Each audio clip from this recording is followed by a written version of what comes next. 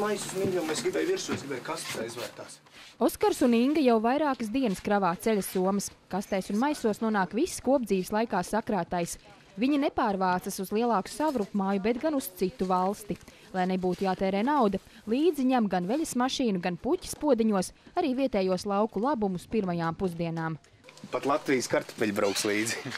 Lēmumu aizbraukt no Latvijas pieņemt nav bijis viegli, taču pēdējā gada laikā dzīve apmetusi pamatīgu kūleni. Inga zaudēja darbu, arī Oskars bijis neziņā, jo strādāja celtniecībā. Inga prot vācu valodu un viņai piedāvāts strādāt kādā uzņēmumā Berlīnē, kur alga būšot vismaz 2 līdz 3 reizes lielāka kā savulaik Latvijā. Mēs vēl gribam veidot, paplašināt savu ģimeni, nostabilizēties, bet tā situācija valstī, kas apkārt notiek, ir tik nedroša, kad gribās no tā visa ātrāk projām un atrast normālu vietu uz zemes, kur var dzīvot cilvēks, nedomājot par to, kas būs rītdien, būs ko ēst vai nebūs. Grūtāk būs Oskaram, jo viņš neprot vāciski, bet soli iemācīties. Viņš strādās rūpniecības sfērā un tic, ka kopā ar sievu pārcietīs visas grūtības. Nedrīkst tā ģimenē būt kā ļoti daudz latviešiem, kur vīrs vai sieva pusgadu īrijā lasa zemenes un viena puse mājās. Kas tā ir pa ģimeni? Ja dzīvo kopā, tad ir arī viss jāiet uz priekšu abiem kopā. Daudzi, sākot jaunu dzīvi, nevar paņemt līdzi visas mantas. Pats nepieciešamākais jāieliek vien pāris koferos, ja jālido, piemēram, uz Kanādu. 22-gadīgais Valdis uz Vankūveru lidos 30. septembrī. Puisis absolvējis augstskolu, strādājis reklāmas jomā, plānojis izaugsmi, bet realitāte piespiedus pie zemes, atlaists no darba un citu neatradis. Kanādā viņš saredz vairākas iespējas. Ļoti daudz cilvēki tur atrod darbu tieši apkalpošanas sfērā. Domāju, ka tas arī varētu būt tas, ko es varētu darīt. Un vēl ir tas, kad olimpiskās spēles tur notiek. Un arī kaut ko sakrā ar olimpiskajām spēlēm. Droši vien vai uz kalniem. Kanāda šobrīd ir viens no iecienītākajiem gala mērķiem. 2006. gadā parakstītais Kanādas-Latvijas apmaiņas līgums jauniešiem vecumā līdz 35 gadiem paredz 400 darba atļauju gadā. Šogad gribētāju bijis vairāk nekā izsniedzamo atļauju. IT speciālisti ir daudz bijuši, jaunieši, kas strādājuši ministrijās, jaunieši, kas tikko pabeiguši augstskolas dažādās speciālitātēs. Aizvien aktīvāk darba ārzemēs cilvēki meklē arī caur Nodarbinātības valsts aģentūru. Tur pieejama datu bāze ar vakancēm no visām Eiropas Savienības valstīm. Šogad konsultējušies gandrīz 12 000 cilvēku. Daudzi no viņiem noteikti aizbraukuši. Pieprasītākie darbi lauksaimniecībā un apkalpojošā sfērā, tagad arī medicīnā un darbam birojā. Mainījies arī aizbraucēju portrets.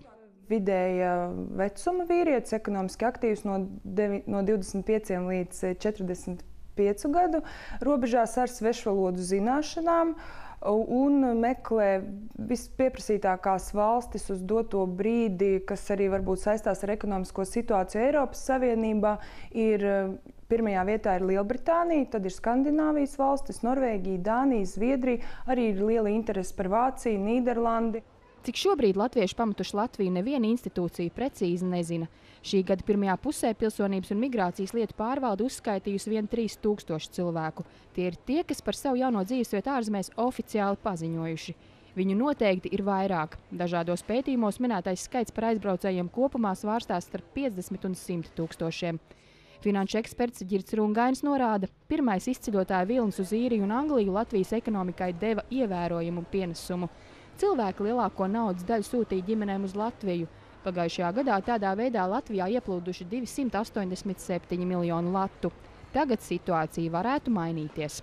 Ja brauc prom jau kvalificēti cilvēki, ne tik daudz no laukiem, bet arī no pilsētām, un brauc kopā ar ģimenes locekļiem, tad varbūtība, pirmkārt, viņi nesūtīs naudu atpakaļ, viņi zūd ekonomikai, un varbūtība, ka viņi paliks šajās jaunajās mītnes zemēs, ir krietni augstāk.